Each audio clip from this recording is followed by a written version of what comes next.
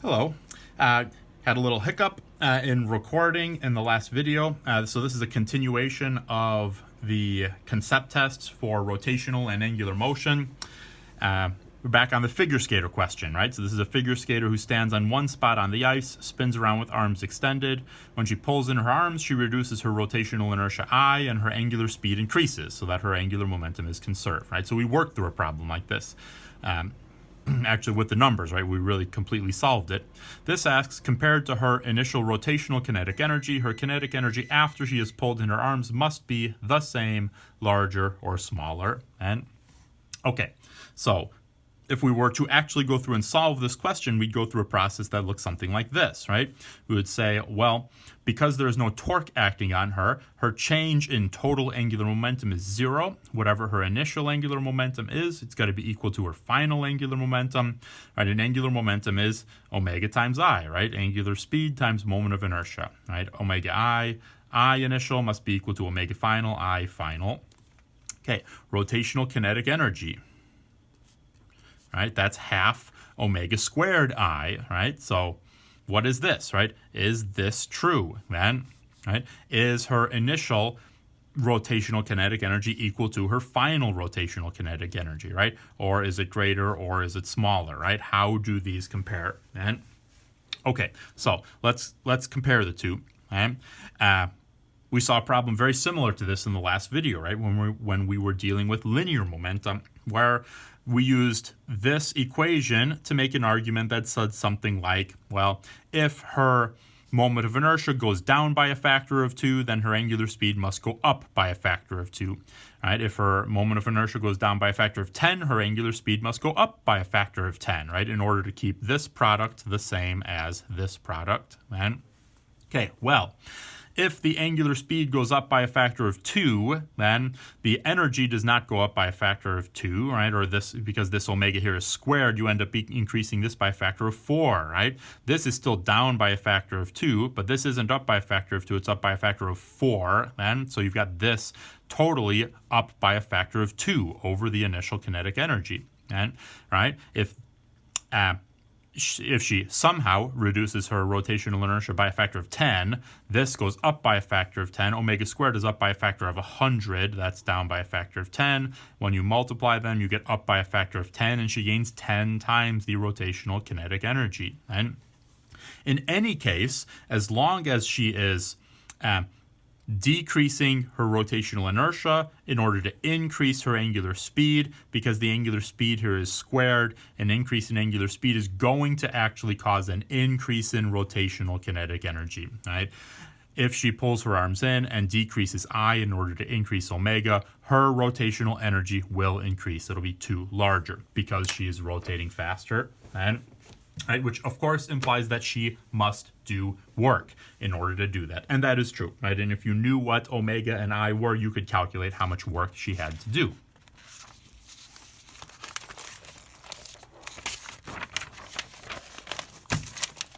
Okay, next question. I have a solid disc and a ring rolled down an incline. The ring is slower than the disc if which conditions are satisfied, right? If the mass of the ring is equal to the mass of the disc, if they have the same radii, if they have the same mass and the same radius, or is the ring always slower regardless of the relative values of m and r, then?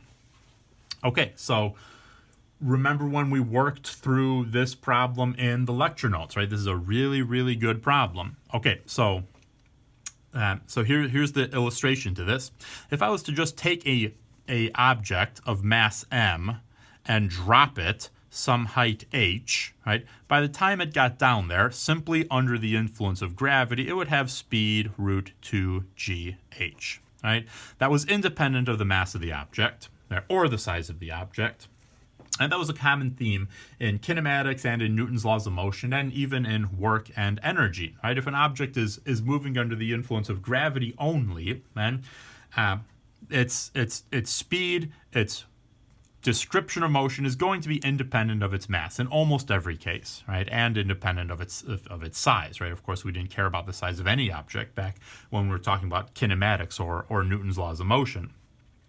Okay, so The same principle is true when we've got objects rolling down an incline, right? I've got a mass rolling down this incline, right? Remember when we worked through this problem. And if you don't remember this, then it is well worth doing this problem again, right? What is V, right, at the bottom of this incline, right? By the time it falls or rolls down this height h, how fast is it going, man? And it turned out that the speed of the object at the bottom of that incline was independent of the mass, and it was independent of the size of the object, but it was dependent on the shape of the object, right? So for rolling, all right, then the speed is dependent only on the shape, right? That any ring of any mass m of any size r rolled down with the same speed, any sphere of mass m and size r always rolled down at the same speed, right? But there were different fractions, right? For a ring, the speed was something like root 2gh, or sorry, that's if it falls, right? For a ring, the speed was something like just root gh there, and there were other I think for the disk, it was root 4/3 gh, right? I very much encourage you to go back to those problems and or work them out again, right? But remember that the ring was always the slowest object. The ring is always slower than the disk, regardless of the relative values of m and r, right? Because it doesn't, the mass of the object, the size of the object don't determine how fast it's going to fall down this ramp, how fast it's going to be going, right? What determines that is g, of course, h, the height it falls, and the shape of the object, which determines whether that's 4/3 or 1 or 2, right?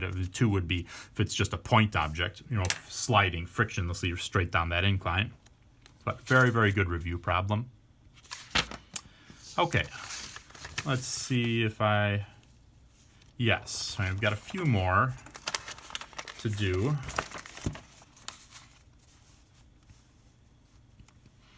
Right, so in the picture here, we've got a rotating object. If the object's angular velocity is a vector, which it is, right? Angular velocity is a vector. It points a certain direction. Is there a direction we should associate with the angular velocity? And yes, there absolutely is, right? So this question is asking, given this puck traveling in this circle that's being described, right, with this in instantaneous speed v, right, so it's moving around this circle, in what direction is its angular velocity, right? The angular velocity of this thing is constant, right? Its linear velocity is not, it has constant magnitude, right, but it's always changing direction. Its angular velocity is constant. So remember that the angular velocity points along the axis of rotation, so it's going to point along this axis. So it's going to be in the z direction. And is it going to be positive z or negative z, right? In this case, we use the right-hand rule, and we can tell that the direction of angular velocity is going to be negative z hat. Then, right-hand rule is you take your fingers and they curl in the direction of motion, right? This guy's going clockwise, not counterclockwise, right? It's not going like this. The thumb doesn't point up. It's going clockwise, right? Thumb's going to point down, right? It's going to go minus z. So 3, yes, plus or minus z. Specifically minus z. All right, so it's a good right-hand rule review problem. Okay. Let's do let's do one more. Let's do this one, and then I think we'll call it a day. So here, we've got a person spinning a tennis ball on a string in a horizontal circle so that the axis of rotation is vertical. At the point indicated below, the ball is given a sharp blow in the forward direction. This causes a change in angular momentum in which direction? There. Okay, so I've got an object moving in a circle around here, right? It's got speed v in this direction. I give it a sharp sudden force, right, in the same direction, right? So in what direction is the change in angular momentum, right? Okay, so change in angular momentum is going to be the same as the direction of the torque, right? The torque determines the change in angular momentum, right? Remember, torque is dl dt, right? So I want to know what is dl, right? That's delta L, right? What's the change in angular momentum? That's going to be the same as the direction of the torque, right? Okay, so what's the direction of the torque, right? Torque is R cross F, right? So we use the right-hand rule again, right? In what direction does the force cause the angular speed to increase, right? So here I've got my lever arm pointing out here, that's R. I've got F here, so there is certainly torque, right? Because there's a right angle between R and F right there, right? Right, that force is going to cause this guy to speed up in this direction, right? It's going to give it a torque in the positive Z direction, right? Straight up, man, or out of the board, so to speak. And right, that since there's a torque in the upwards direction, right, along the Z-axis here, right, then the change in angular momentum is going to be in the same direction, right, along the Z-axis there.